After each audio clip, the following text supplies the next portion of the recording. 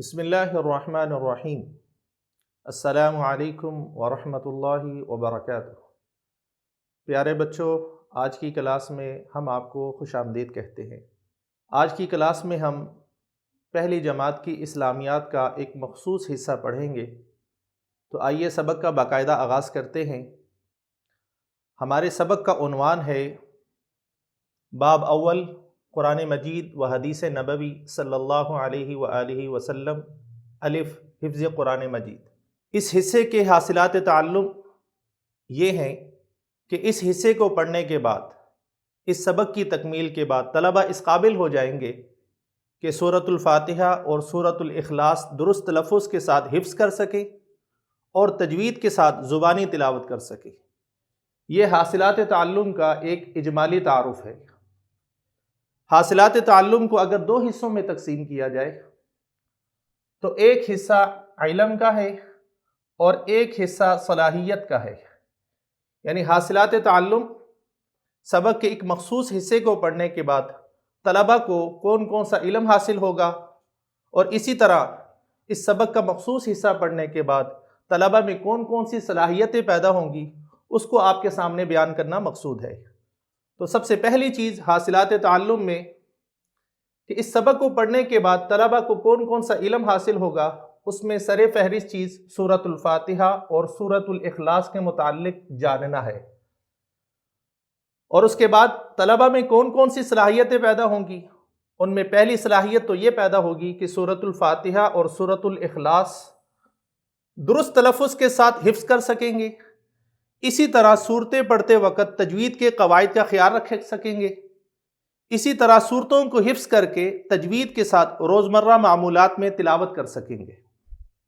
اب ہم سورۃ الفاتحہ کی طرف آتے ہیں۔ اس کی باقاعدہ تلاوت کی جائے گی، آپ نے بغور سننا ہے۔ سورۃ الفاتحہ۔ بسم اللہ الرحمن الرحیم۔ الحمد للہ رب العالمین، الرحمن الرحیم، مالک یوم الدین، ایاک نعبد و ایاک نستعین، اہدنا الصراط المستقیم، صراط الذین انعمت علیہم غیر المغضوب علیہم ولا الضالین، آمین۔ اس کے بعد ہم سورۃ الاخلاص کو باقاعدہ تلاوت کے طور پہ پڑھیں گے۔ بسم اللہ الرحمن الرحیم۔ قل هو اللہ احد، اللہ الصمد، لم یلد ولم یولد ولم یکن لہ کفوا احد۔ ان صورتوں کو پڑھنے کے بعد دو طرح کی سرگرمیاں آپ لوگوں کو کروائی جائیں گی۔ ایک سرگرمی کا تعلق طلبہ کے ساتھ ہے اور دوسری سرگرمیوں کا تعلق اساتذہ کرام کے ساتھ ہے۔ تو جو طلبہ نے سرگرمیاں کرنی ہے، ان میں پہلی چیز یہ ہے کہ طلبہ ان صورتوں کو درست تلفظ کے ساتھ زبانی یاد کرے۔ اسی طرح اساتذہ کرام نے ان صورتوں کے حوالے سے درج ذیل سرگرمیاں کروانی ہیں۔ سب سے پہلی سرگرمی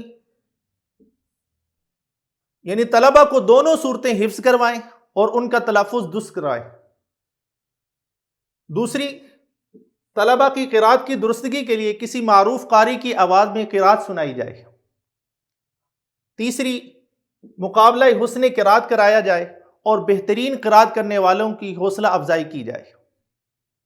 اسی طرح چوتھی ہے، آیات کی ترتیب کے لحاظ سے زبانی مشق کروائی جائے۔ ایک طالب علم پہلی آیت پڑھے، اس کے بعد دوسرا طالب علم دوسری آیت پڑھے، اور اسی ترتیب سے باقی طلبہ اگلی آیات پڑھتے چلے جائے۔ تو یہ تھا ہمارا آج کا پہلا سبق۔ اس سبق کے اختتام کے ساتھ انشاءاللہ اگلے سبق کے ساتھ دوبارہ آپ کی خدمت میں حاضری ہوگی۔ تب تک کے لیے اجازت دیجیے۔ فی امان اللہ۔